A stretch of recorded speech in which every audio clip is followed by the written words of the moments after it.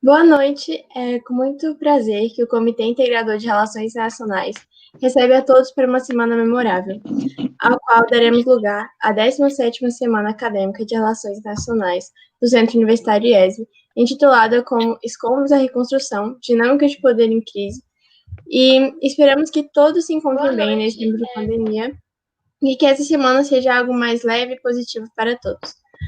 Nesse momento, a comitiva de representantes do curso de Relações Nacionais, em nome dos docentes e discentes do Centro Universitário IESB, agradecemos a presença do nosso palestrante de hoje, Rob Walker. Ademais, agradecemos a presença do nosso mediador de hoje, nosso professor e coordenador, Marco Menezes. Assim, iniciamos nossa Semana Internacional e agradecemos a presença de todos. E passamos a palavra para o mediador para darmos início à tão esperada palestra. Perspectivas sobre os desafios do sistema internacional moderno. Obrigado, Lara. Muito boa noite a todos que nos assistem, nos ouvem.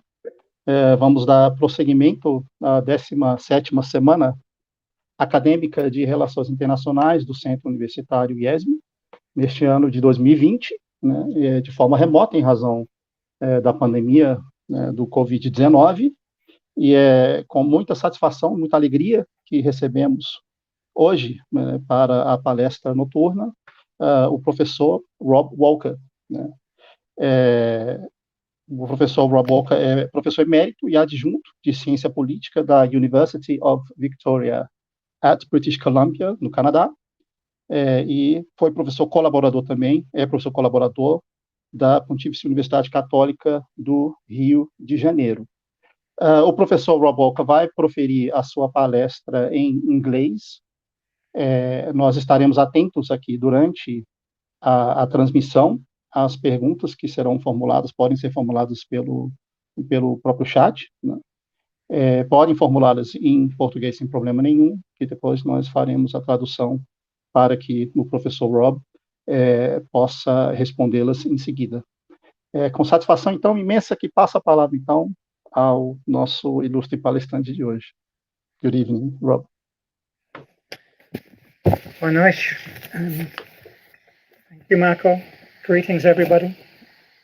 My apologies to start with for my absent Portuguese. I'm forced to speak in English wherever I go.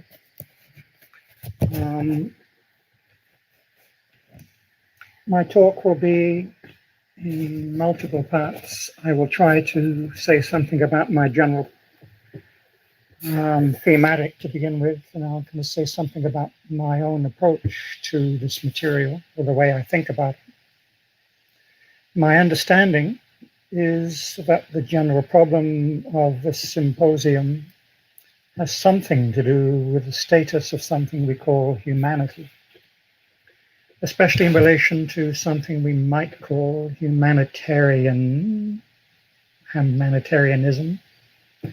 especially as that is linked to something we refer to as international, perhaps even to something we call liberalism, perhaps even to that especially elusive condition we call modernity.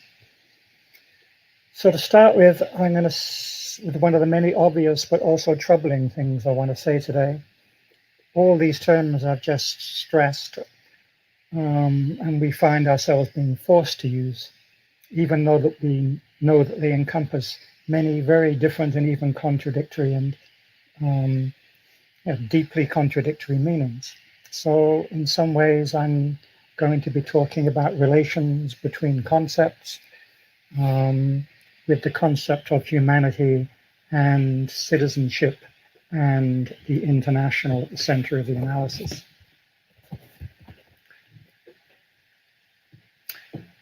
The meaning of reference to humanity may be the most troubling of all these terms.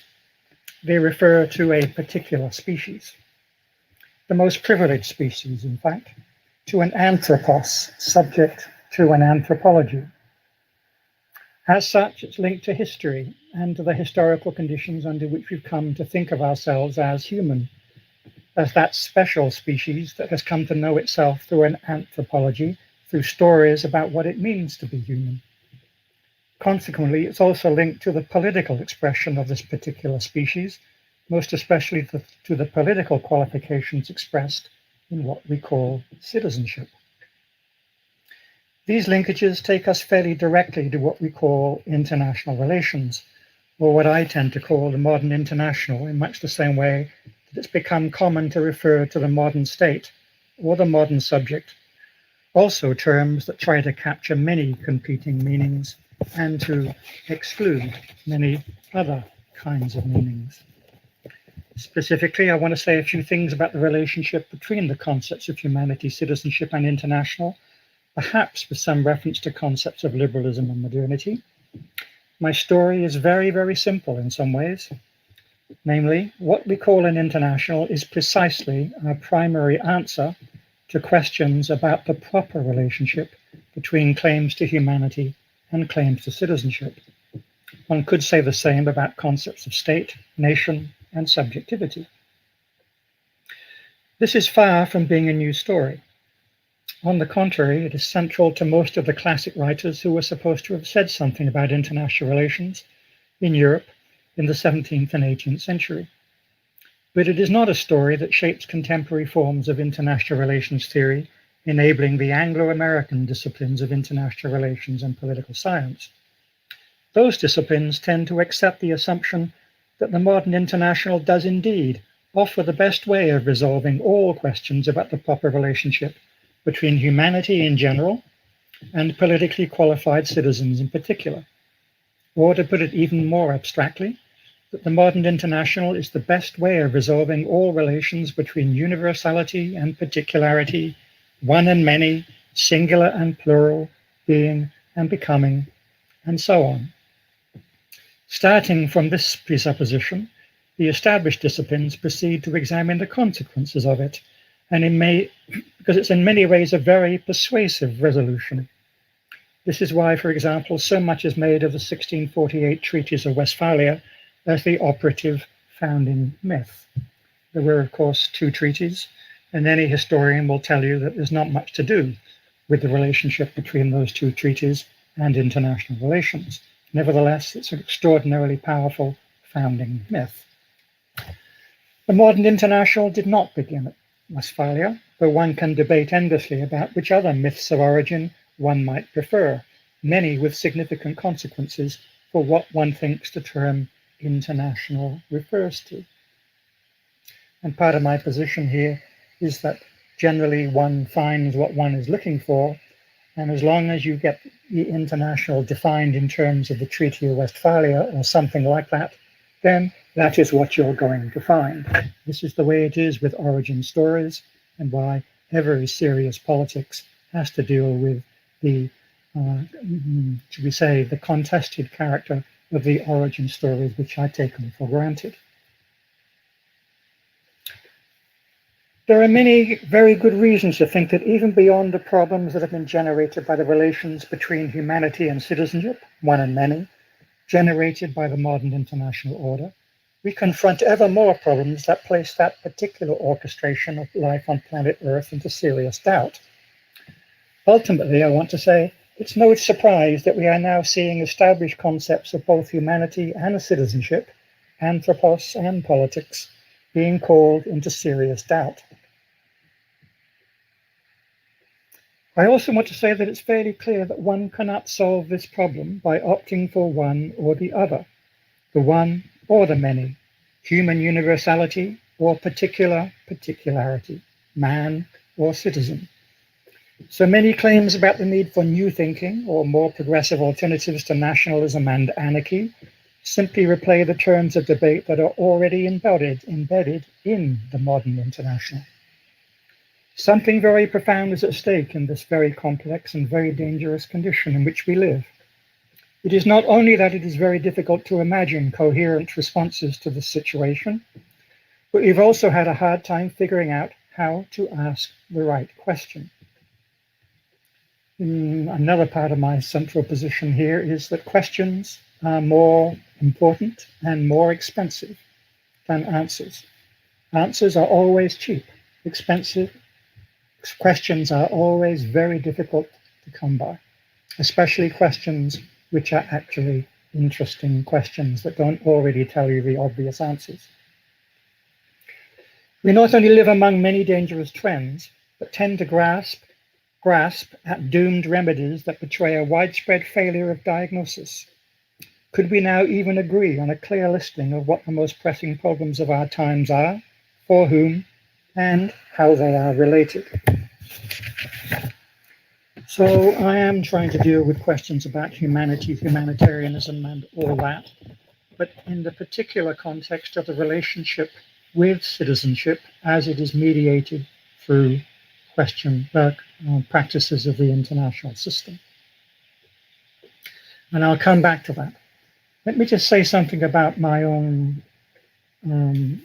way of thinking about these sorts of things. And I have to say here, standing at a blank screen, except with my own face, it's very difficult to imagine who the audience is. So you'll have to bear with me because I can't gauge any reactions. First, I should say that I speak from a position of great privilege, not only in the sense that I'm a white boy with a license to speak with authority, but also in that I have never been forced into any particular discipline or stuck in any particular place. I've taught in departments of sociology, geography, politics, international relations, but mainly, in all cases, on historical and contemporary forms of political and social theory. Moreover, my formative engagements with international relations came before that discipline was tightened up into a supermarket of isms in the 1980s. My main interest in it came mainly from a long-held belief that is in relation to some kind of international, much more than to the state, that political theorists must engage with contemporary developments. You might know me as someone who is slotted into a category of critical or post-structural IR theory, but that's mainly an effect of my attempts to counter the methodological nationalisms and parochialisms of what has come to count as political theory. Most of my complaints are actually directed at political theorists, much more than at theorists of international relations. I say this simply to be clear that I'm talking about an international from a position that's largely outside the discipline that claims to speak about it.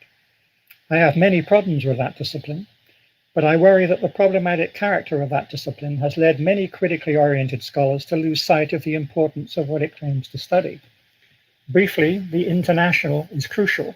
The discipline is relatively trivial, although it does have an effective claim to authoritative speaking about it. Second, I want to say that when I say theory, I do not mean something that's divorced from some hard reality. On the contrary, I take many forms of theory to be exceptionally dense, powerful forms of practice, congealed over time in forms that may seem like mere abstractions, but which work very hard to convert concrete specificities into something very different.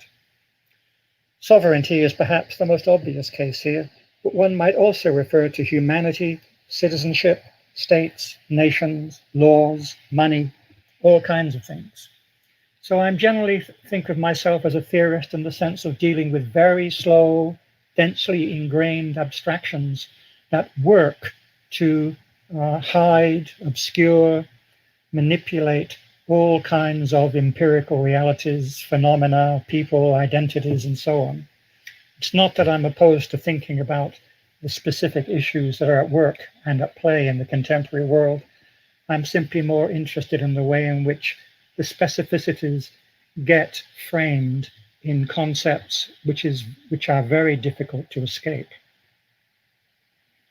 Which is partly why I'm very interested in the whole notion of co-opted critique, the way in which critique indeed reproduces the things that it's supposedly criticizing.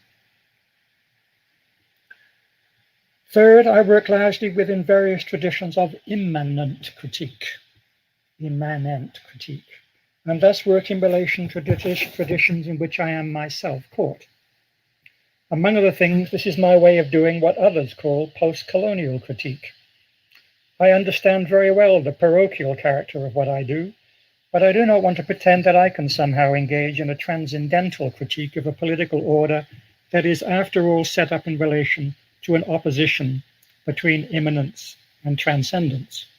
And here I come to something which is of crucial significance for the way I think, that is to say, the way we are encouraged to choose one or the other, immanence or transcendence, finitude or infinity, idealism or realism, and all the usual dualisms, when what we're actually dealing with is relations between these mutually constructed concepts.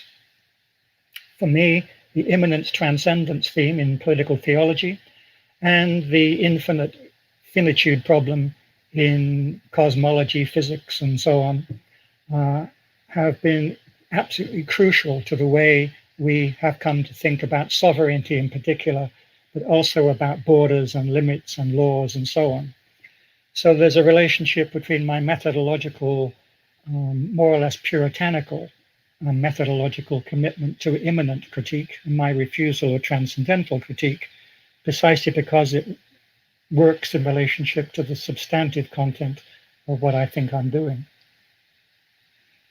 Okay, I say these things very quickly, just to give you some shorthand, perhaps, version of some of what shapes my thinking. So let me get back to my primary thematic.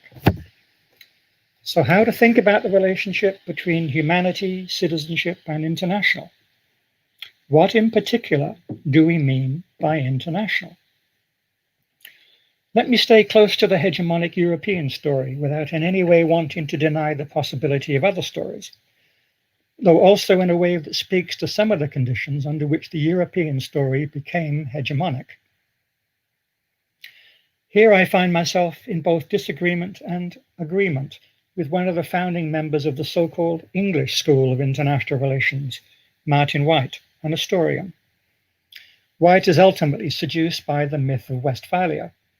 In a book that tries to do a comparative analysis of many historical forms of state system, he basically defines the emerging system of states in 16th and 17th century Europe by negation. It is not a universal empire, even though it still permits the operation of particular empires. Hierarchies collapse into a flattened territorial space, and relations between higher and lower become converted into relations between here and there, self and other.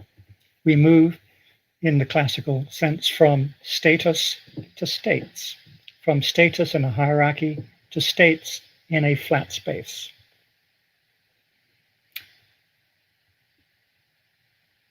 Even though one might say that the institutional forms of a recognizably modern international system did not appear until closer to the 18th century, the gradual collapse of the great chain of being, God at the top, Pope next down, everyone down to the very bottom, opened up the way to a higher order, to bring higher orders down and lower orders up to a line halfway between big and small, universal and particular.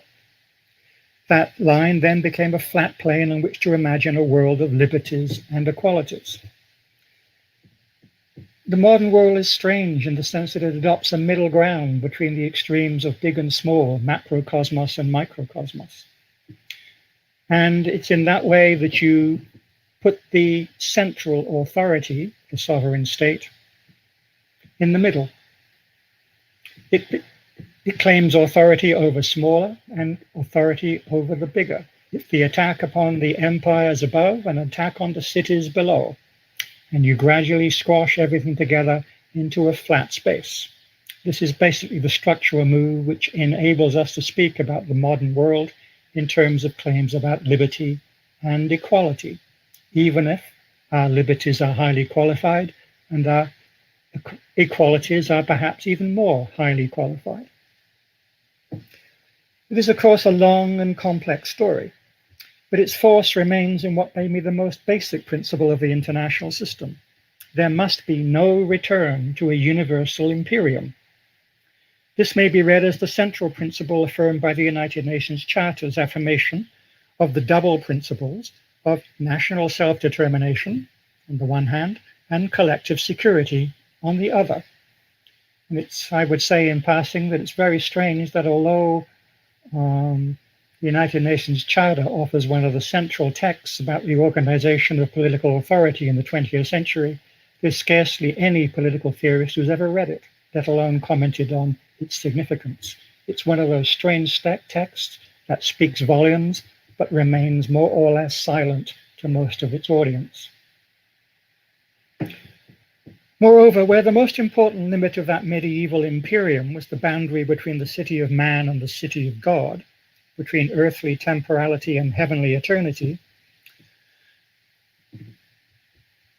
the modern world, the flattened world, has its boundaries on the edge of a flat space. In the medieval world, the mediation between earth and heaven was affected by, say, the angels. The angels were between the immanent and the transcendent, top of the hierarchy, but not quite high enough. We have instead, and by analogy, soldiers and other agents of the states at the edge, the site of exception, the place in which you can play out a political theology through which you suspend the law by fiat. It's a political theology, is political security.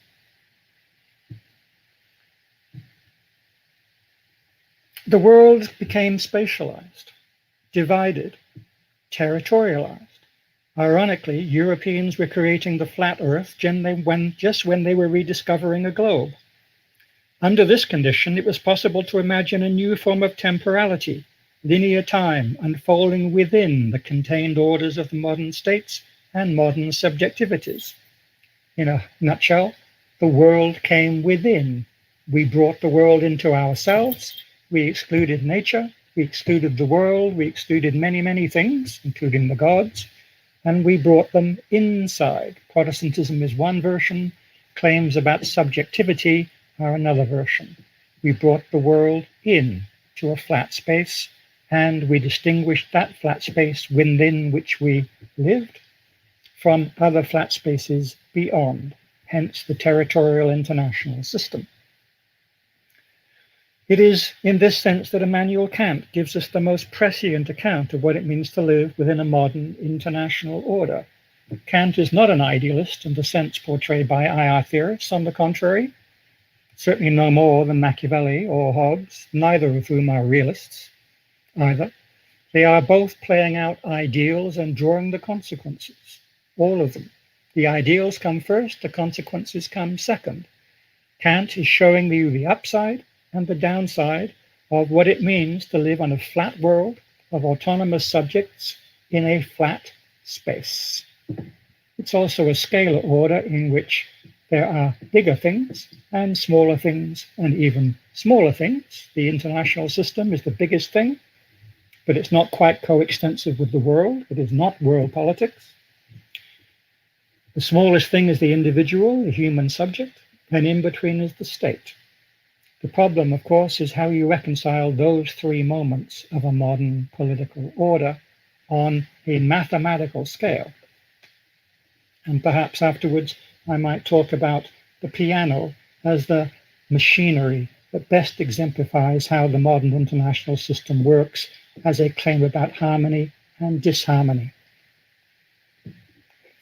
I could say a lot about all this. I would be happy to do so, but I want to keep my main point very simple. It was already clear in principle in the early 15th century that the Christian and Holy Roman Imperium would not hold. By the time of Machiavelli, the new anthropos of humanism was being shaped. Man was busy making himself. Earthly temporality was becoming more interesting than a tedious eternity. Hobbes simply assumed that this new man was more or less equal. Kant worked out a story about how everyone could think for themselves, but somehow in accordance with a universal moral law. We might all become proper citizens in ways that allow us to attain our intrinsic humanity, or not. Kant basically tells us the upside, or tells us the upside in an ironical mode, the possibility of human freedom in space and over time. He also tells us the downside. People will not take this road willingly. They will be forced to take the road by conflict, by war. Freedom requires violence. Freedom requires legitimate violence. The freedom legitimizes the violence. The violence occurs over time. We call it development, progress, history. Kant here stands for many other formulations. First, establish that man is indeed the measure of all things. Man with a capital M, that is, humanity. Then consider whether that man needs to be considered in general as humanity, or in particular as citizens, individually or collectively. The answer to the central political question posed by the initial presupposition about man comes in 3 moments: the individual, the nation-state, the system of states. Freedom within in all 3 cases, a scalar order read mathematically rather than in the qualitative terms of the great chain of being. Which of these is sovereign? Well, that has to be negotiated. What is the relationship between international law, state law, and popular law? Or state sovereignty, international sovereignty, popular sovereignty? That is an open question. That is perhaps the central question of modern political life. Otherwise, problem solved for both better and worse. The modern international expresses on a flat plane and in a temporal mode the possibility of reconciling one and many. You do not need the institutions of the church. You do not need the institutions of the emperor. You don't need to have authority from somewhere beyond man. Man makes it up. The anthropos is capable of inventing its own world. From this comes freedom. Freedom also involves alienation. It's a trade-off.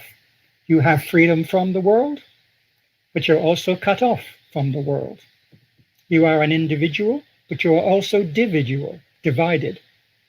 It's a contradiction. It's a well-known contradiction.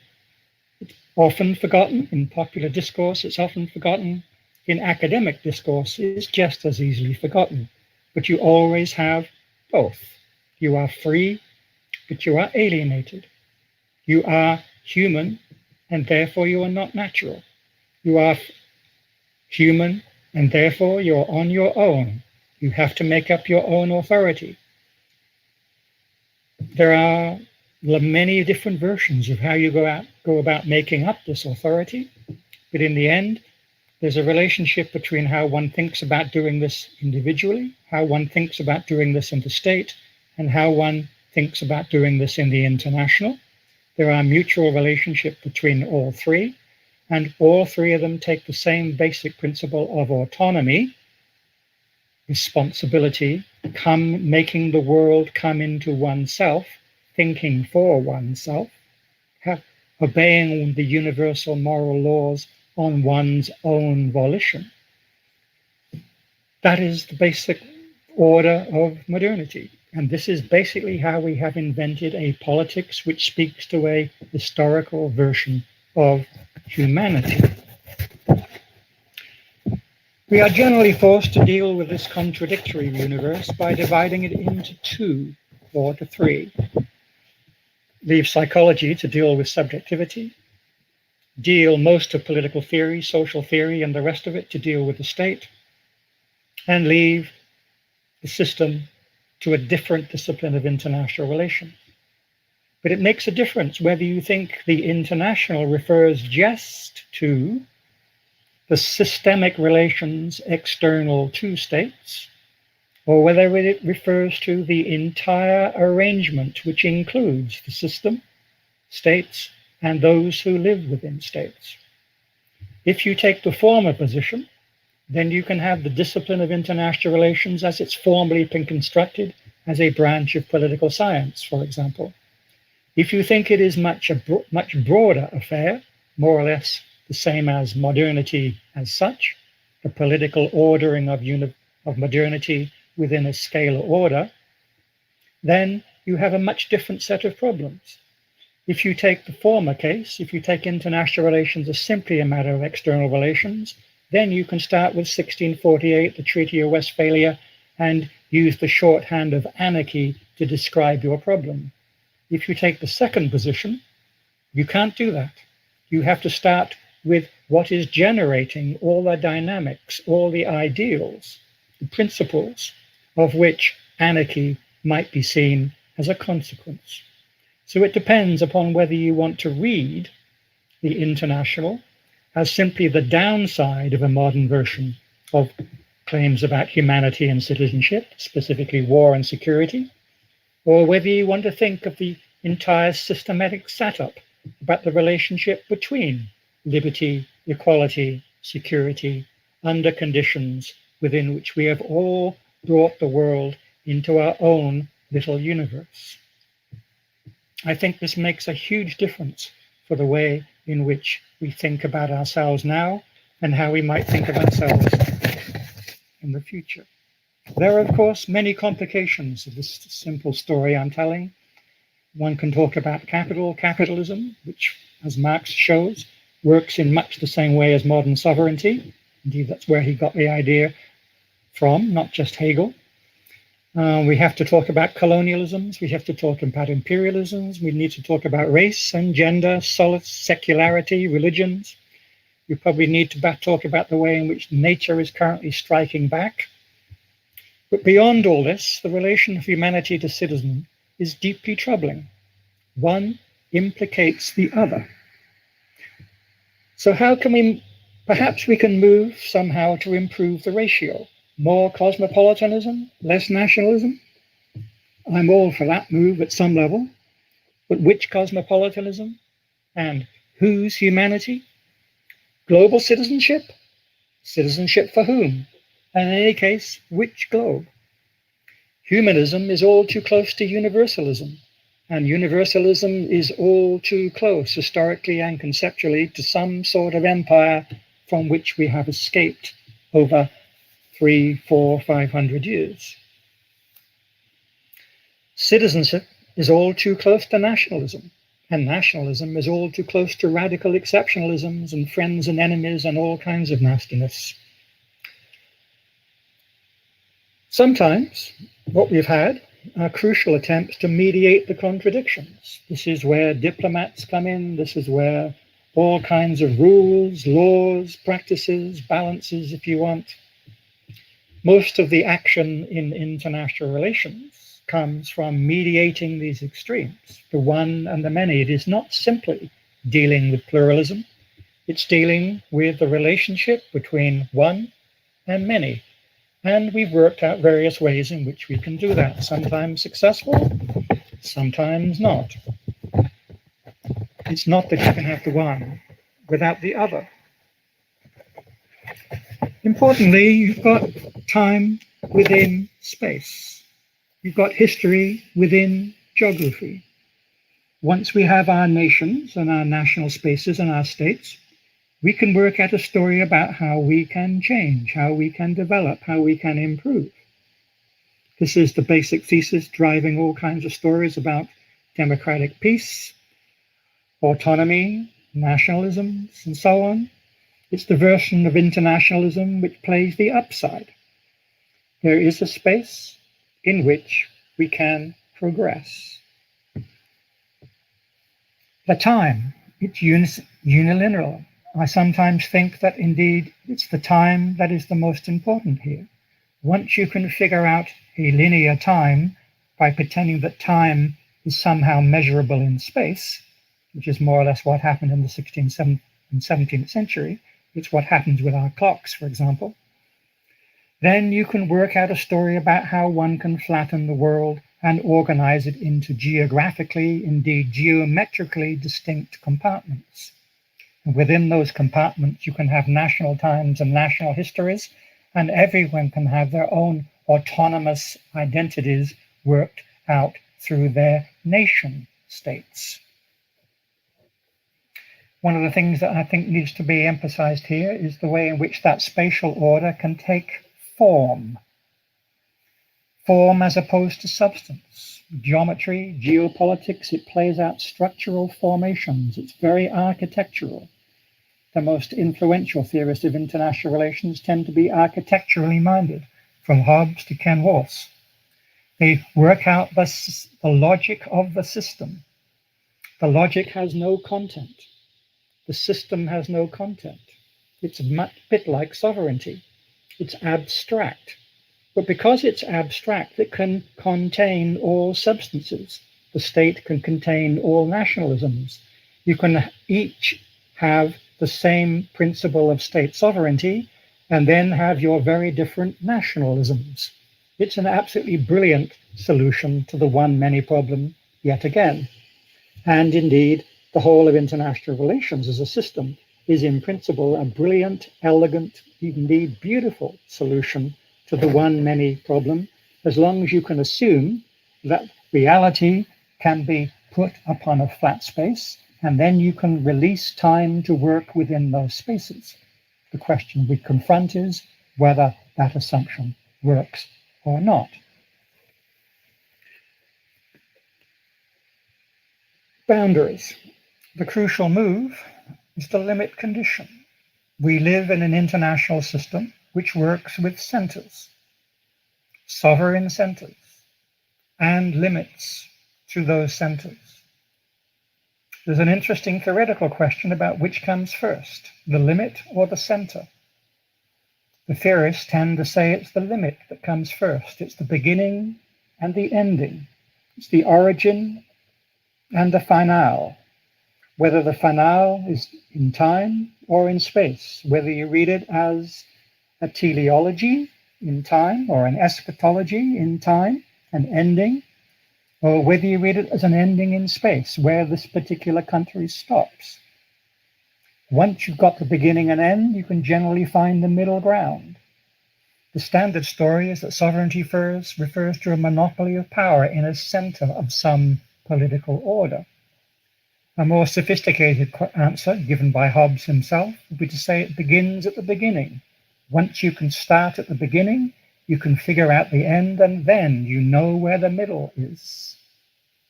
Well, this is something that depends upon the capacity to find out where you begin. Come back to the origin story. If you begin here, you must end there. Once you've got the beginning and end, you know where and what the middle ground must be. Well, if you take away the clarity of the spatial framing, the territoriality, the clear spatial borders, then you work towards a more complicated world, indeed one that's somewhat closer to the assumptions of old Machiavelli back in the beginning of this particular set of moves. Because Machiavelli is very well known, amongst other things, as one of the first people to understand the importance of temporality as the site of politics. His key theme was things change. Never expect things to stay the same. Machiavelli was part of a generation that had to learn how to think temporarily, how to think in a universe which was not governed by the principle that God had made the world perfect and therefore nothing can or must change. From Machiavelli on, we learned how to tame time. We invented statistics, for example. We did all kinds of things. We developed these stories about linear history, development, and the rest of it. And now we know very well what it means to change. Our problem is not quite Machiavelli's. It is not that we need to think about how to work in a time of change. On the contrary, we know exactly what change must be. It must be a continuation of progress or a radical disruption, a revolution. But perhaps the problem is not that things are changing in the way we expect. Perhaps we should be thinking much more about the relationship between space and time, spatiotemporality, a radically different ontology, a radically different understanding of how the world is currently carved in a time in which I can talk to you over thousands of kilometers in an instant, in a time in which things move around the world very quickly, in a world in which space is no guarantee of a border. But how does one talk about borders in time? How does one talk about borders and boundaries in space-time? All these questions are to be found being asked amongst all kinds of contemporary literatures and all kinds of disciplines. But politically, just think of what is at stake here. We know who is human. We know who is a citizen, precisely because we have set up all kinds of very strict segregations between citizens, each of them capable of becoming human in their own particular way. We know how we are supposed to solve all the great philosophical, come theological, come aesthetic are normative problems that arise from working through the relationship between universality and particularity. So we have a whole set of problems now arising from our uncertainty about where and when we are. This is a problem. It's a difficult problem. It's a profoundly important problem. And one needs to find ways in which we might pose that problem in ways that are susceptible to some intelligent conversation, let alone some kind of solutions. But we also confront the prior problem, the problem that gave rise to that one many problem, the problem that we could specify simply in the term humanity, the notion that there is humanity, that there is a man who is separate from the world, who can think and do for himself, and has no necessary relationship to the world in which we live. This is the kind of man that's complained about in contemporary stories about the destruction of the environment and all sorts of things. Who is this conception of man? So it may be, as many people have come to think, that the real issue is not the relationship of one and many on the flat space that we call the international. It is indeed the anthropology that we take for granted. The anthropology that we take for granted is the one that enables the modern international, that produces a whole set of profound implications. The more difficult question is simply, who are we? And who is this we that can actually ask this question in the ways that we think will do us good? Let me stop there. But I hope that I've tried to move from in ways which insist that we must pay much more attention to what kinds of problems are at stake when we talk about humanity, citizen, international, and I would add, world. Which world? Whose world? Thank you.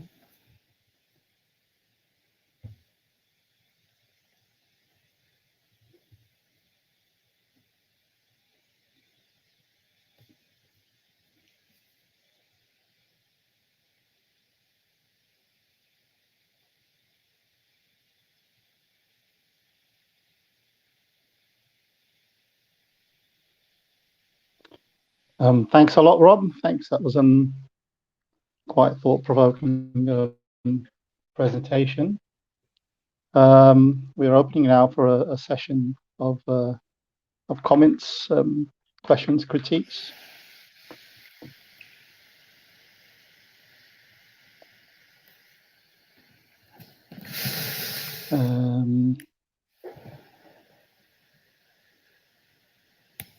We have one here from Paula.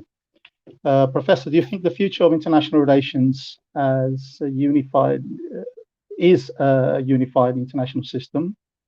And what is the importance of sovereignty in this increasingly globalized world?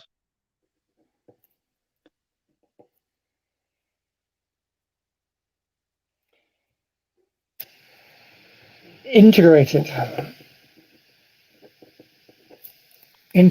system. Are you sure that the system is integrated? Or perhaps you mean that it's integrated in a different way? New forms of integration. I would be more happy to think that that's an interesting formulation. Sovereignty, of course, is the most difficult question of the lot, but I will get to that. The international system's been integrated for a long time. It's been integrated not simply by the official logic of the international, it's been integrated by all kinds of imperiums, by trade, by production, by religion.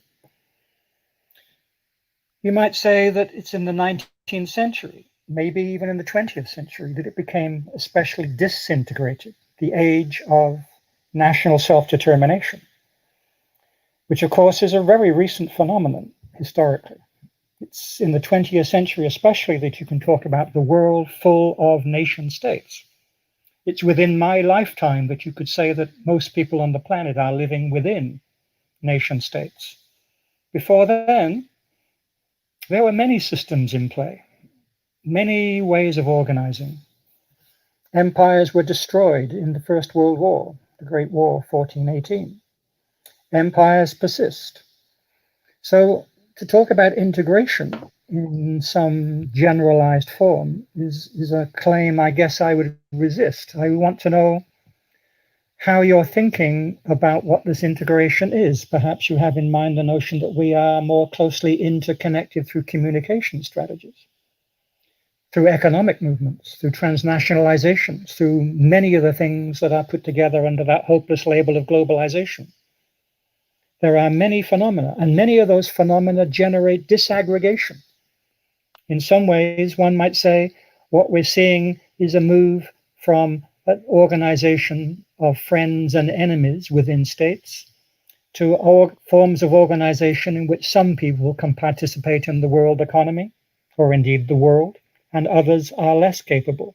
A kind of global apartheid emerging in all kinds of difficult to see ways, which, that also will be integrated, but also disintegrated. So, like the one and the many, I see integration, disintegration as a pair of concepts. They are relational.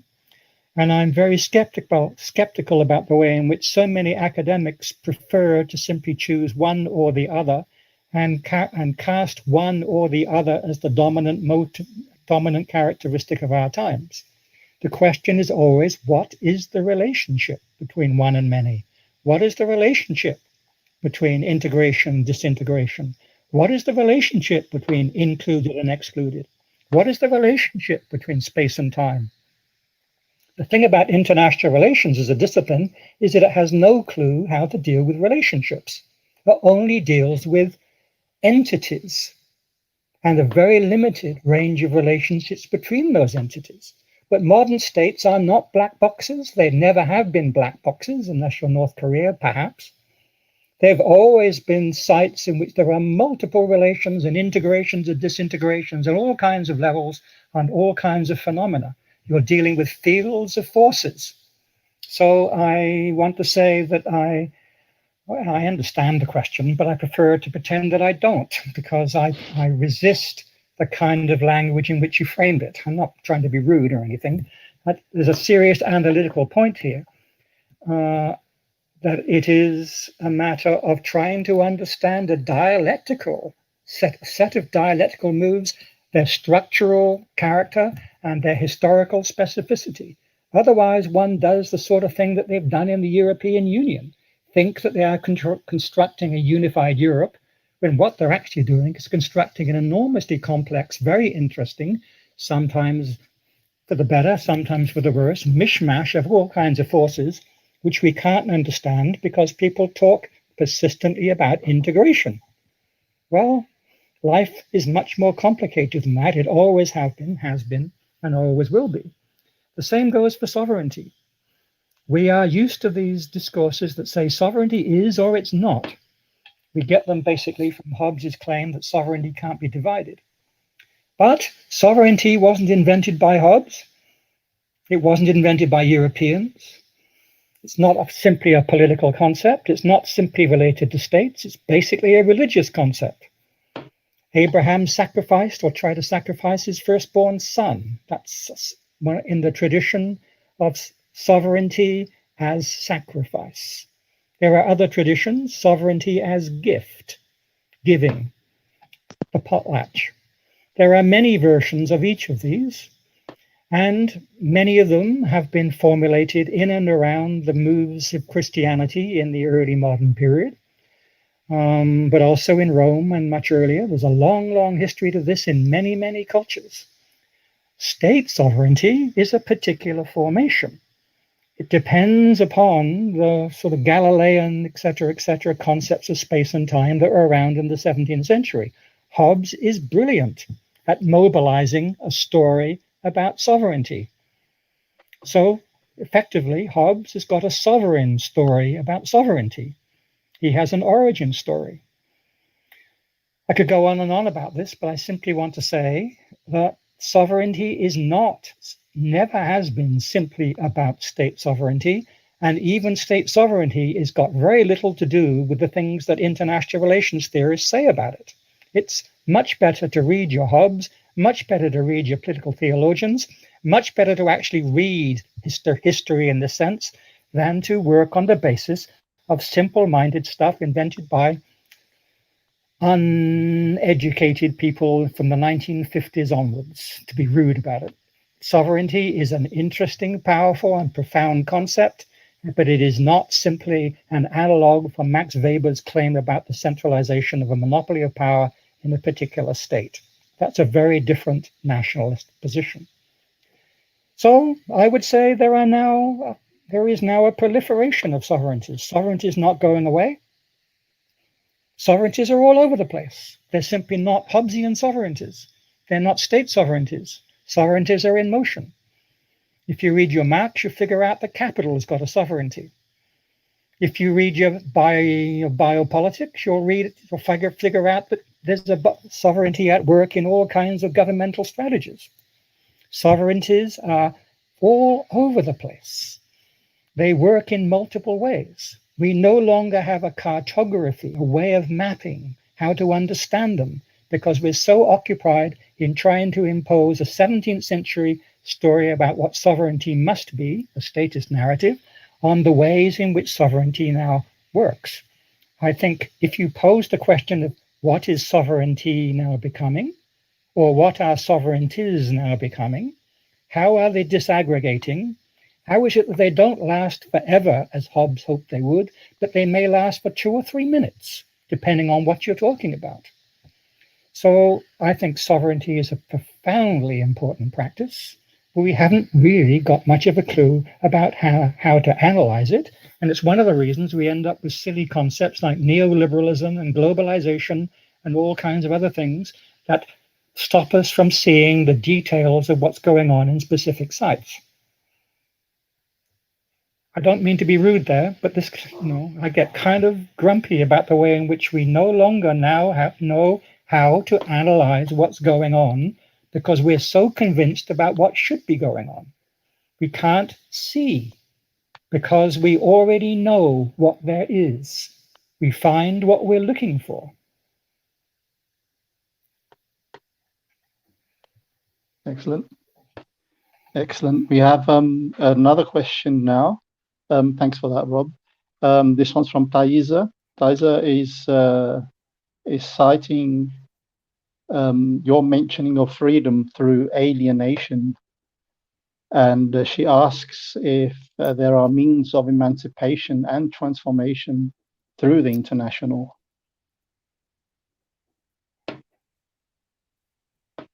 Emancipation, transformation, sorry. That means of emancipation and transformation through the international. I'm obviously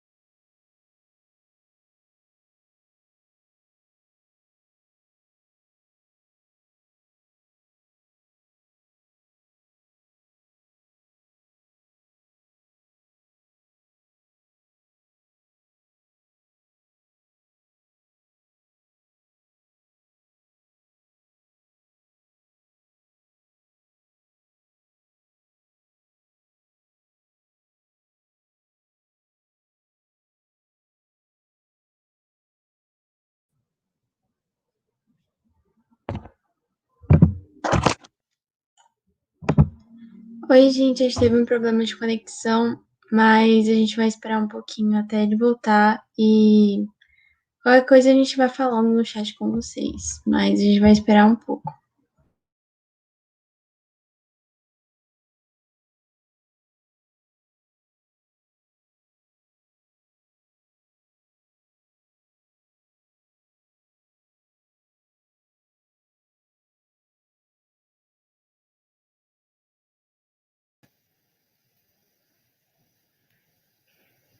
Am I back? You are? I'm back. We can hear you loud and clear. At what point did I leave you? That was right at the beginning of your response to this question regarding emancipation and the transformation of the international. It's an absolute cliche that the modern world, if I can use that term modern at all, involves the invention of the modern subject. It involves the separation of man from nature, man from God. I would say also certain men from many other men, certain kinds of people from many other kinds of people. It's the great move of the European Renaissance. It's the invention of modern individuality, subjectivity. It's an invention of modern epistemology, that is to say, an ontology that generates a separation between knower and known. At the heart of that move is the late medieval move towards nominalism. It is language, concept, that is the definer of what counts as real. Hobbes is a nominalist. Kant is a nominalist. Okay, they're also empiricists, but they also know very clearly that you can't make sense of the empirical data unless you push them through categories. The categories are the nets in which you capture the data.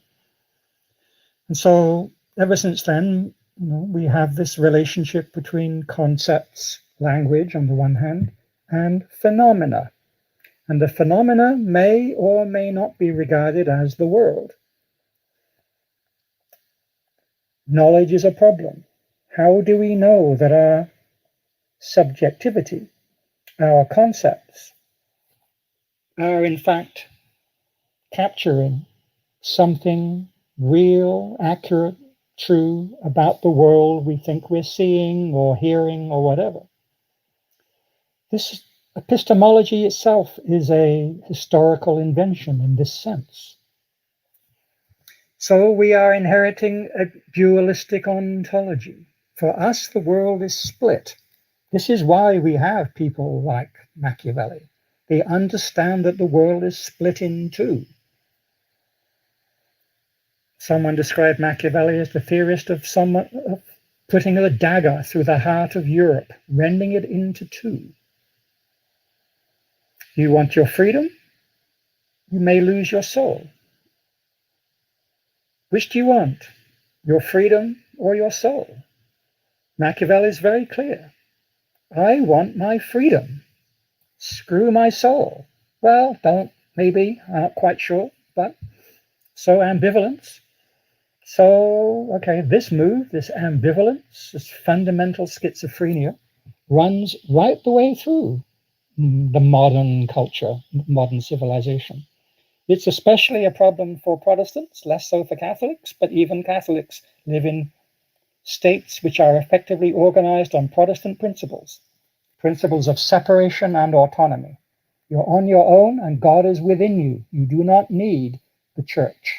You do not need the Pope. You don't need outside mediators. You are a proper human being, says Kant, if you can think for yourself. You can think for yourself if you, without being told by someone, can figure out, for example, that 2 + 2 = 4. If you can't even do that, how can you be said to be a proper human if you can't think rationally for yourself? This is the meaning of autonomy. This is the meaning of self-determination, individual and collective.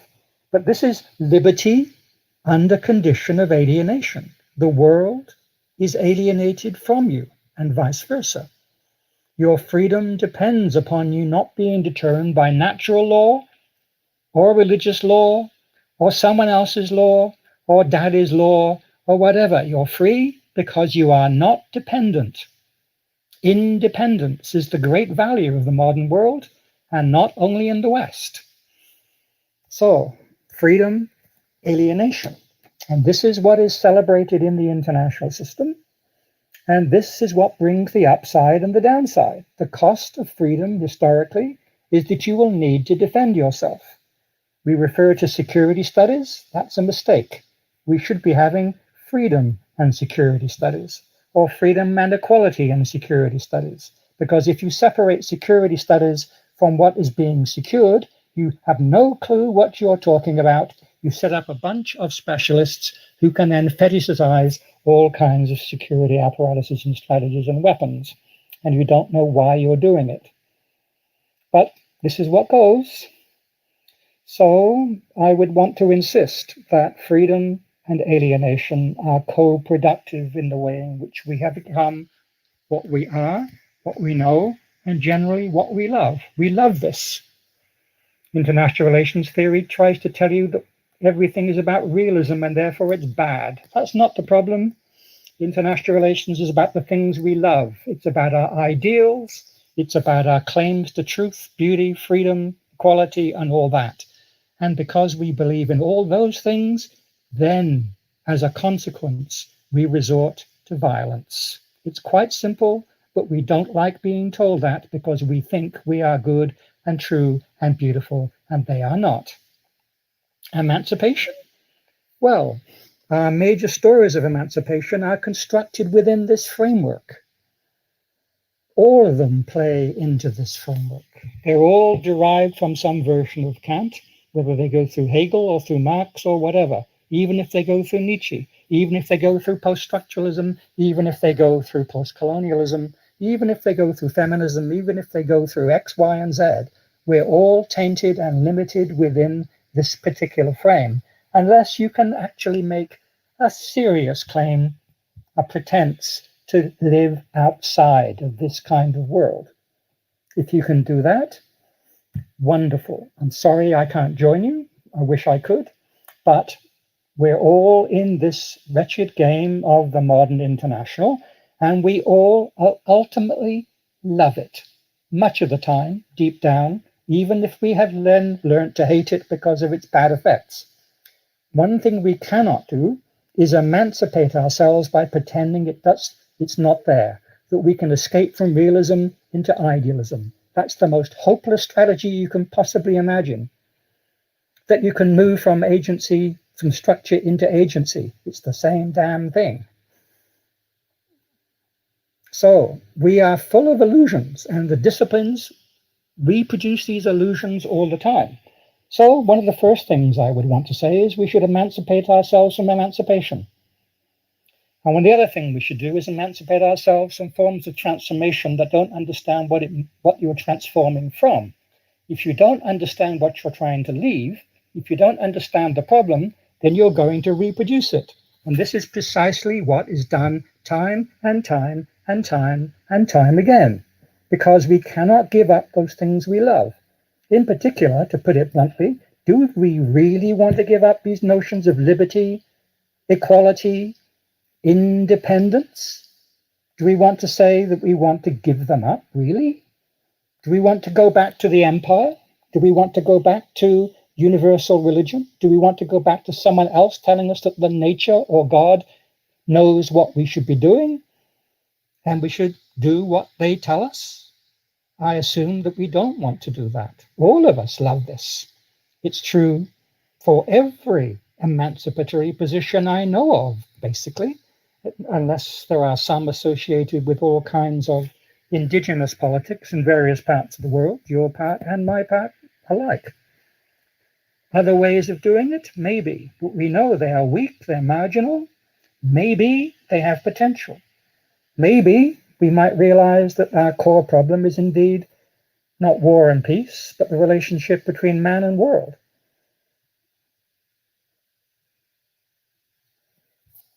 So, what we mean by freedom, what we mean by equality, what we mean by citizenship, what we mean by universality, what we mean by humanity, what we mean by emancipation, and what we mean by transformation are all problematic.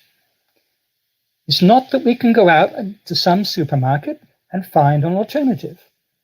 That's not how the world works. Remember that Machiavelli had to invent the word state. There weren't any. He just played around with the word status and changed it into its opposite, from vertical to flat, horizontal. Remember that Hobbes is in the game of inventing terms, if we want to stay with these old white boys from 17th century Europe. They're very clever. They know that actually changing the world is not simply a matter of self-righteousness. It's not a matter of being good. It's not a matter of having the truth. It's knowing how things work. It's knowing what the question is, what the problem is, and how you relate to it. So I would say, you want to be serious about developing a different way of being in the world, then be serious. Don't play with the cliches. The cliches keep you where you are. The cliches already tell you what it means to change. We must be a lot more clever. For a start, we must learn about relations. If we want to think about international relations, then we should actually think about how things relate across boundaries. We should think about how boundaries connect as well as differentiate. And if you want to think about transformation, we need to think about temporality, time, and its relationship to space. The philosophers and physicists and mathematicians will tell you all kinds of wonderful stories about space and time. But if you go to the modern social sciences everywhere, you go back to the 17th century, 18th century. You're still talking Newtonian physics. You're still trying to put times into spaces. We are really quite backward intellectually and politically in this sense, because we are unable or too scared or too damn lazy to figure out that our expectations are precisely what keep us where we are. So, emancipation, not as we have known it. Transformation, not as we've known that either.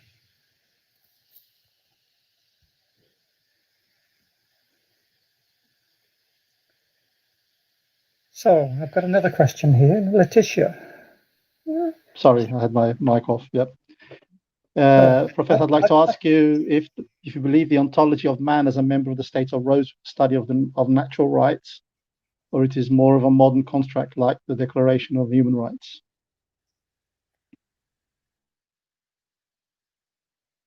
It was both. It begins. It's a long. I spent much of my academic career reading hundreds of books on the histories of the emergence of modern subjectivity, rights. I teach this stuff ad nauseum, or have done. And there's no clear either or in the answer here. What we have is somehow or another a shift in the way we think about man, and I keep using this term to mean humanity, recognizing it's highly gendered, intentionally recognizing its highly gendered character. Notion of man as somehow a part of nature, subject to natural law, which may or may not be subject to the demands of God. Moving gradually to a concept of man that invents itself, that constructs itself, that is visible to itself, that can be manipulated by itself, that is in this sense free. Freedom is a not simple-minded concept that says I'm no longer under the authority of my father or the state of Texas or something. Freedom is precisely the capacity to become other than one was. to become more than simply a given. And this was a long historical narrative. You could say it begins 5,000 years ago in many places. You could say it begins with the invention of monotheism. You could say it begins with the Greeks or the Persians or the Egyptians. You could say it begins, okay. But one way or another, by the time you hit the 18th century in Europe, we have natural rights that are anything but natural. They are precisely what Hobbes says they are. They are nominal. Hobbes is one of that generation who literally translates the concept of natural law into natural right. And he narrows the meaning of natural. Basically, nature reduces to fear, insecurity. It's because of that form of nature, but nature is nasty in tooth and claw because of competition between good, liberal, free and equal subjects, that he's able to pretend that his concept of sovereignty is based upon natural right. But it's all made up, as he knows very well. As a writer, his problem is how to make you believe what he's made up. And of course, he's been very successful, very, very successful. You believe it. We now confuse nature with nature. First nature, second nature. First nature, the law of nature. The second nature, the nature that we make up for ourselves. Science, as we know it, is a form of second nature. It's a form of knowledge about nature that is derived from our own subjectivity, individually and collective. It's a social process. Well, so rights, it's an interesting concept, rights, but they're part of the system that one is presumably criticizing. So if one wants to improve the notion of rights, that's certainly a project. But I'm slightly skeptical about the way in which it's going to go co-opted by the politics of our day. So I'm not against human rights, I have to say. I just feel that tactically we need to do better. Myth of Westphalia? There were two Westphalian treaties. 1648. 1648 is a date very close to the publication date of Thomas Hobbes's Leviathan. There may or may not be a connection between the two. In general, Westphalia is taken by the historians to be a relatively trivial moment in a much wider set of developments, which involve many things, most of which we don't talk about, many of them involving economics of various kinds. But perhaps one might say that something like 1648 is as good a date as any at which to say the modern international/world system came to seem legitimate by comparison with previously legitimate forms of political order, generally taking the form of some kind of imperium on the one hand and political theology on the other. So it's usually used as a myth of origin, but it's certainly not that. No historian would agree with that, none. But it might be the historical moment at which legitimacy seems to have become imposed upon Westphalia. It's the point at which you see specific institutions. Martin White, who I mentioned, thought that the most important invention of the international system was the residential consuls, the ambassadors, that were gradually developed in 15th century Italy. And it's one of the reasons in which White himself would say that it is around 1513 or so that one can talk about the observable emergence of a state system as we might want to recognize it in terms given by what we know of the Westphalian systems of some centuries later. So residential ambassadors to more elaborate versions of ambassadors and certain kinds of rules, and certain kinds of intellectuals talking about certain kinds of laws and rules of operation and certain other things. You can certainly find them around 1648, but that gives you something to hang something on, but not very much. Because, for example, you don't have nationalism in 1648. That comes later, the next century. You don't have much of this kind of economy that we associate with modern states, certainly post-18th century, it's 1648. There's a lot missing from 1648. So if you then, first of all, identify that date as a birth date, and B, identify Westphalia with something that you want to label as anarchy, of all things, well, then you got yourself a nice, comfortable place from which you can construct an Anglo-American's, mainly American in this case, story about the origins of a discipline. But it's profoundly misleading. It's just an origin story, just a myth. It's not that it's unimportant, but its importance needs to be specified much more clearly, and certainly much less rashly than it is used within the discipline. Many people in the discipline know this very well. There's a whole literature decrying the myth of Westphalia. There's an entire literature insisting that you should be focusing much more upon the European Renaissance.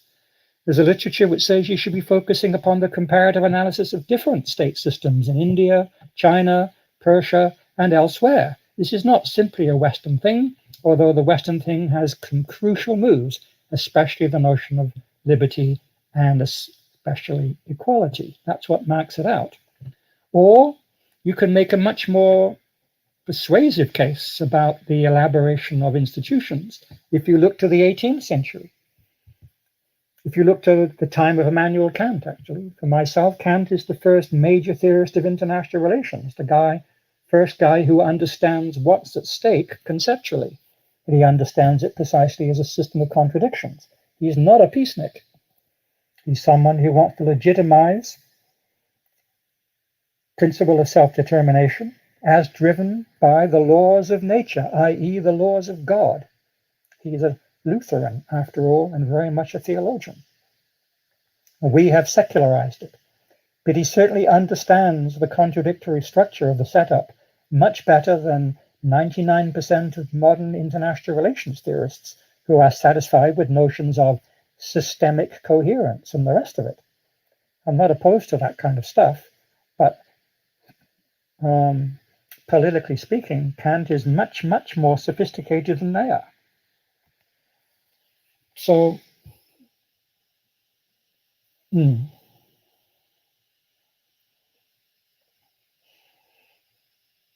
me add one thing. I've already said it, really.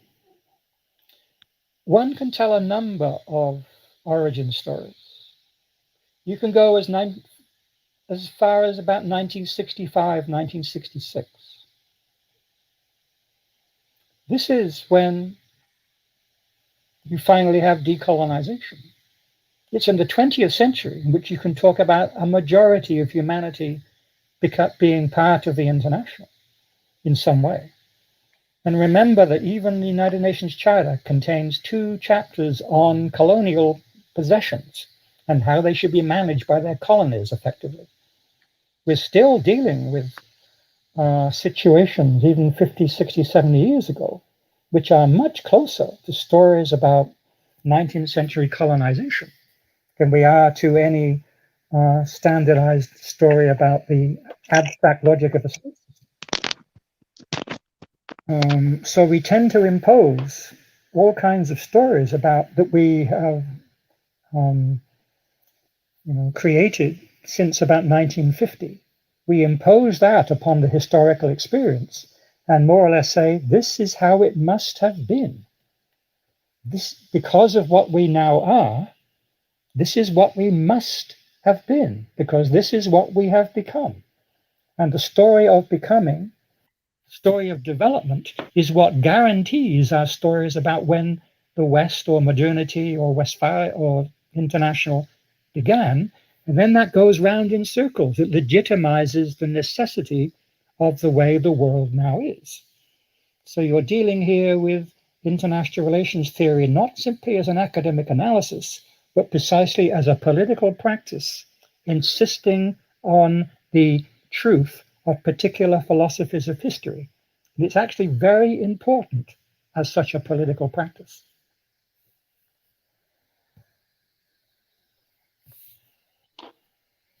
Thanks for that, Rob. I think I'm going to break away from protocol slightly, and if I may pose one of my own puzzles that I've attempted to come to terms with. It makes a lot of sense to take into account the need of this constant policing of ourselves in terms of what are the perspectives that we're using, what are the ontologies that are implied in a lot of our academic and political discourse. I think they go hand in hand. I appreciate the way you're breaking down into dimensions, when you're talking about the level of citizens. So there's an implication there of the ontology of humankind, what it means to be human. There's a dimension of the collective, of the nation state, and there's the dimension, obviously, of the international. But at the same time, to what extent would you agree that there's a sense of urgency that is coming upon us if we take this notion of destabilization of space and temporality, that the notion of a crisis in the biosphere, a cataclysm that is upon us, that seems to be relatively consensual in natural sciences. And does this necessarily mean that we need to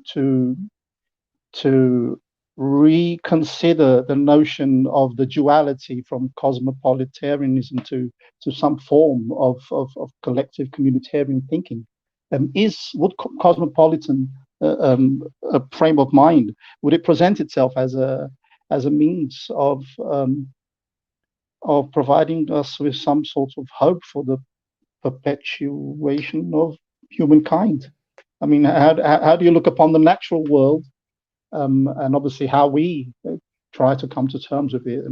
And I see that it appears to destabilize all three dimensions at the same time. So possibly one of the greatest shortcomings that we have in terms of trying to look beyond this the sense of a disaster that is upon us. That would be the major hindrance to some extent. In other words, how does the natural figure into your frame of thinking when it seems to be sending a very clear message, and that message points towards a universality? You ask a range of questions there. To one of them, I'll give a Machiavellian response. It depends. Machiavelli's answer to all questions is, it depends. And I think that's exactly the right answer one should give to many of today's questions, because you've got to actually specify depends on what. And so concepts of cosmopolitanism, it depends on which concept. If it's the usual liberal Western stuff that's coming out, I would say, God help us, it's not going to work. It can only reproduce the problem. If it's a different kind of cosmopolitanism, and there are many around, if it's a cosmopolitanism of relations, of openness, of many things, there's lots of thinkers doing this, many of them in Brazil, I would say, then the answer is yes. But if we're doing the standard Western liberal one, the answer is absolutely no. It's a disaster. It's environmental. I've been preaching this since at least 1975, partly because I was working for a long time with Richard Falk, who wrote one of the major books warning about environmental cataclysm in international law back when I was in Princeton. So, of course, we're in an absolutely catastrophic situation. We really are. And there's no getting away from it. You pay serious attention to the sciences on this, as I do. And we are way beyond all kinds of lines. So, this is partly why I'm sort of these days in the game of trying to say, yes, the problem of international is important. The questions about the relationship between one and many, man and citizen, all those questions which are central to modern politics everywhere, and which the international system claims to have solved in some way, along with the modern state, along with modern individualism. Yeah, that stuff's important. But actually, the prior question is much more important. What is this character of the human that allows for the hubris, the sheer bloody arrogance, that it can think of itself as separate from the world which it can then rule? Man is the measure of all things, Protagoras.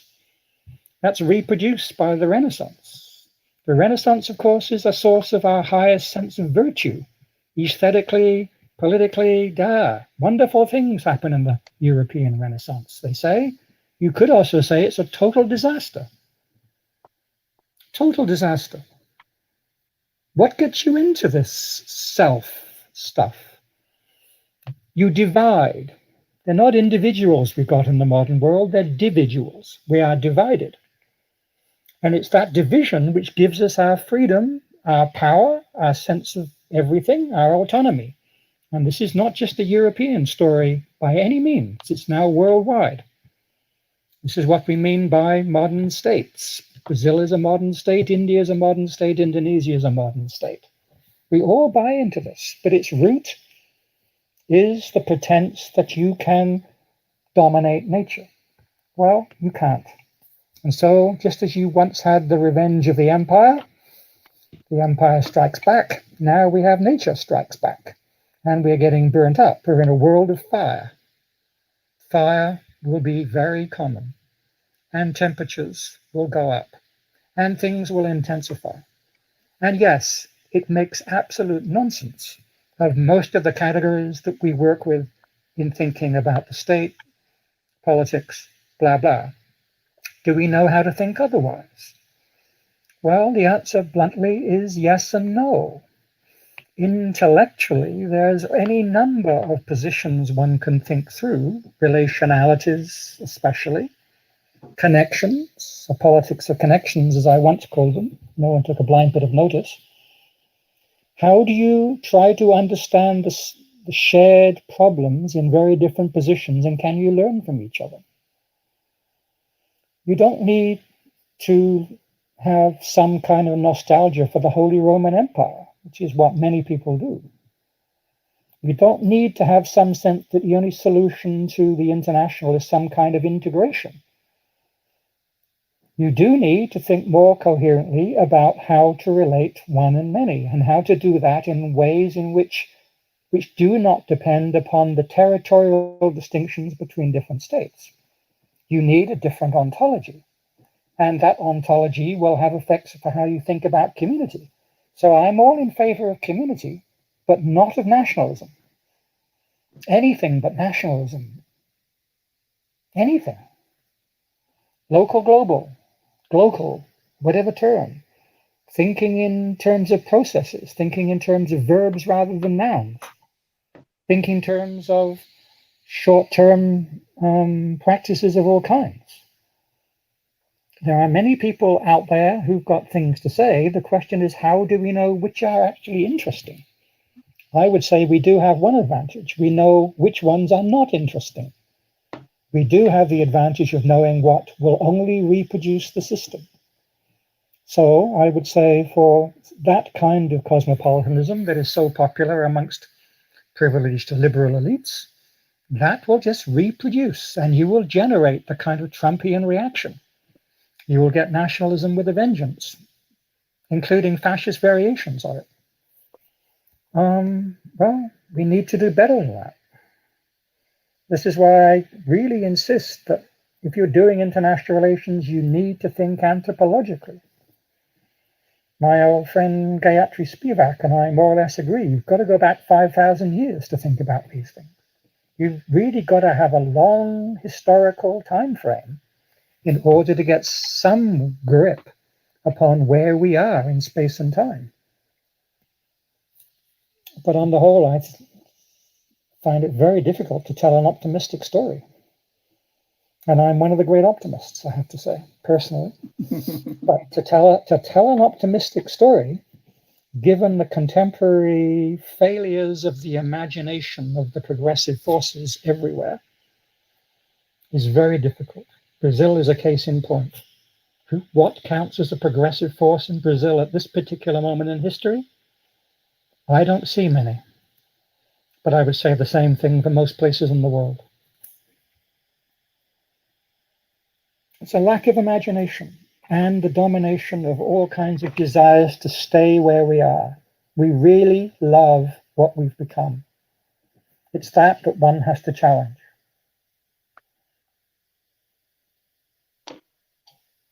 Thanks again.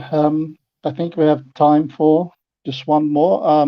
I think Eric's question ties in quite well. Considering the context of time and space, do you think it's important to know how states act within themselves with the international system, analyzing culture, history, law, and economy first? If you'd stop the sentence with the word itself, I would say yes. If you want to say before the international, I don't know how you do it. No. I just don't know how you do it. Of course, it's important to understand how states act. It's also important to understand how states change. You know, the term state itself lulls us into thinking that the state is the state is the state, like the rose is the rose is the rose. It's not. I've been coming to Brazil for 15 years. It changes every 3 weeks. Same's true everywhere. The state is not the state as the state is the state. The form of the state changes. Those who are acting within the state and against the state, these change. You're dealing with very fast movements. The state is not static. And you need to know how what's going on within the state relates to what's going on outside the state, because the outside is inside and inside is outside, to quote some book. This distinction between the internal and the external is completely misleading. You're dealing with relations. You're dealing with a boundary which unites before it divides. Boundaries cannot divide unless they are already uniting, as a simple principle. So we're full of these illusions about internality and externality. And you look around the world now, what is internal? What is external? It's easier saying this in Canada, because to find anything about Canada, you've got to go to Washington, D.C. You've got to go outside the place to figure out how it works internally. But I would say the same's true everywhere. We have the illusion that we are self-contained. Brazilians are especially bad at this, I have to say. They're so persuaded by the size of their country and so persuaded by all its wonders that they think it's more or less self-sustainable. Well, good luck. Good luck. It's not going to happen. You're already dealing with a set of relational universes, of which diplomatic relations between states are one example, military relations between states, academic relations between states, but also movements between this, that, and the other. You're dealing with networks. You've got to learn to see them, to recognize them, not to minimize them simply because they're not as big as the state. Let me just say one quite important thing. Most people who are trained in international relations know about the levels of analysis schematic, right? Either choose the state system or the state, or the individual? Choose one. And what do you end up with? A, you erase race, class, culture, society, economy, capital, technology, So you erase everything apart from those three abstract entities. So by definition, you can't study much about international relations. You can only study some specific things. The specific things you can study do not include the relationship between those three levels. So, for example, you cannot study the relationship between state law and international law. State law and international law, I'm afraid, is the crucial political relationship in the modern international order. Which comes first, international law or state law? Well, mainly state law, but not always, because without the international law, you have no state law, because state law relies upon between mutual recognition, etc., etc., etc. You cannot have the one without the other. And yet, the most pervasive category scheme within the discipline literally makes it impossible to study the constitutive relationships of modern political life. You cannot study international relations if you begin with the levels of analysis schematic. It can't be done. You can only study structures of an international system abstracted from the world, and then you separate states from it. Surprise, surprise, most people who teach international relations actually teach American foreign policy, or Brazilian foreign policy, or something like that. There's no international relations. The rest of them teach comparative politics, by the way. So the number of theorists of international relations in the discipline of international relations is actually very small.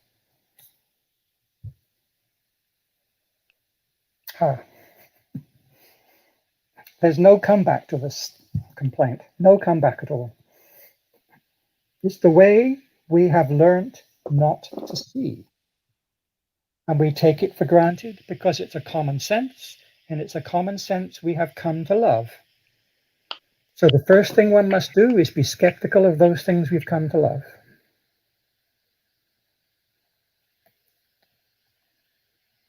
That might be a kind of emancipation.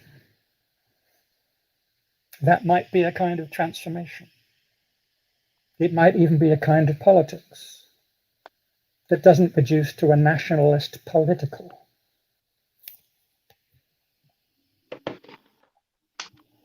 Okay, I think we have time just for one last question. Pedro asks, how do you see international political perspective for 2021 North American elections associated with increasingly violent conservative movements in the US? 33 years ago, precisely, I predicted a civil war in the United States. I made a bet with somebody that both the United States and Canada would fall apart for various reasons. And I joked that it would be the United States first and Canada would follow 3 minutes later. So I see the current dilemmas in the United States as part of a longer term thing. It's a country I know very well, all too well. I can see it from my window. Thankfully, I don't live there. You know, it does have something in common with Brazil. It's just too big. Like India and China and Russia. These are all big countries. They're too big. They are functionally hobbled in the modern world, in the contemporary world. The fractures, much of what goes on in them is more or less irrelevant to transnational capital. And so there's a developing relationship between capital and state. It used to be the case that capital could live happily with states. Social democracy, nationalism, and all that.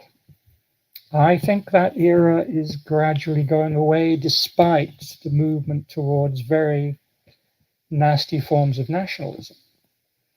The relationship between capital neoliberalism and the modern state. It's a difficult analytical question. But I see all kinds of things falling apart. We are not going to go back to the old forms. We're not going to go back to Keynesian social democracy. These things are now nostalgic for us. So I see increasing fragmentation in many places, but especially in big states, and the United States first amongst them. Violence, yes, I can quite easily see violence in the United States. You're still fighting the Civil War. You're still fighting the battle over slavery. You're still fighting battles between the coasts and the middle. It's a completely incoherent polity. And its political systems and structures are incoherent. They're derived from the 18th century, and many people want to keep it there. So it may not completely bust apart at this time, but something has to happen in order to make a place like the United States viable under contemporary conditions. It cannot sustain this 18th century imperium. And I actually think the same is true of Brazil. You have much the same problem. I think the Chinese and Indians and the rest of it do too.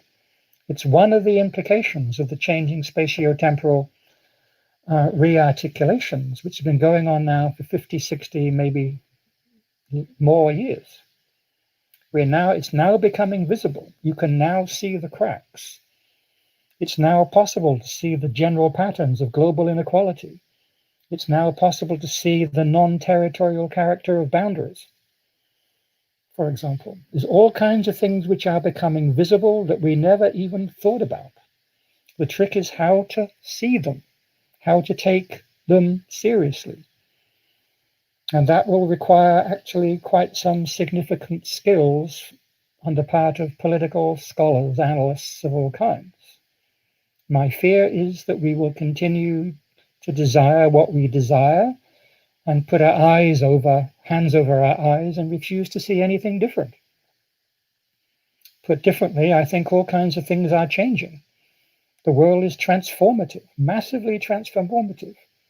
But can we see them? Can we see those transformations? I don't think so. We overinterpret them in terms that we've already known about.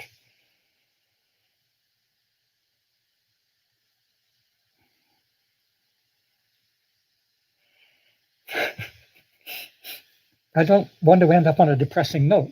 Okay, you're doing international relations, for God's sake. Oh. I think there was space there for some optimism. I would say not a lot, but there is some in there. I think this was San Pedro, the last chap who posed a previous question. This was his take on what he'd asked. With that, I think we can bring the question session to an end. I would like to thank you for your time and for your highly invigorating talk with us this evening.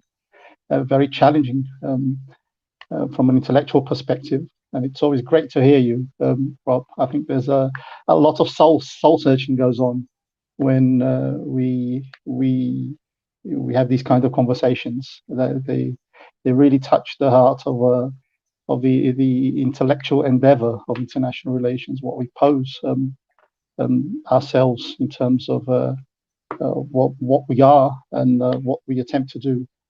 And I try to bring these kind of messages across to my students, and hopefully they have indulged themselves with tonight's talk. So thanks so much for your time. Yep. Thank you for having me. And bye, everybody. I'm sorry I couldn't see you, but okay. Take care. Cheers. Thanks a lot. Bye-bye. Com isso, gente, vou passar a palavra de volta para a Lara, do Comitê Integrador. Gostaria de agradecer a presença de todos, quem bravou aqui até o final, essa excelente palestra com um dos maiores pensadores contemporâneos, né, das relações internacionais, né, professor emérito Rob Walker. E é isso. Obrigado pela presença de vocês. E amanhã tem mais. A Lara agora vai contar para vocês a nossa programação de amanhã. Obrigado e boa noite. Boa noite. Aqui a gente encerra a primeira palestra Semana Internacional do Noturno da instituição IESB. Obrigada pela presença de todos e espero que todos tenham absorvido os conhecimentos passados. Em nome do IESB, agradeço o palestrante Rob Walker novamente pela disponibilidade e pela palestra que foi tão enriquecedora para nós alunos. Lembramos que é necessária a presença de 4 palestras para alcançar a nota máxima de 1 ponto da semana. Boa Semana Internacional a todos. Esperamos vocês amanhã, 9 horas, que contará com a presença da Maiane Bento com o tema Segurança e Soberania da Amazônia em Tempos de Crise.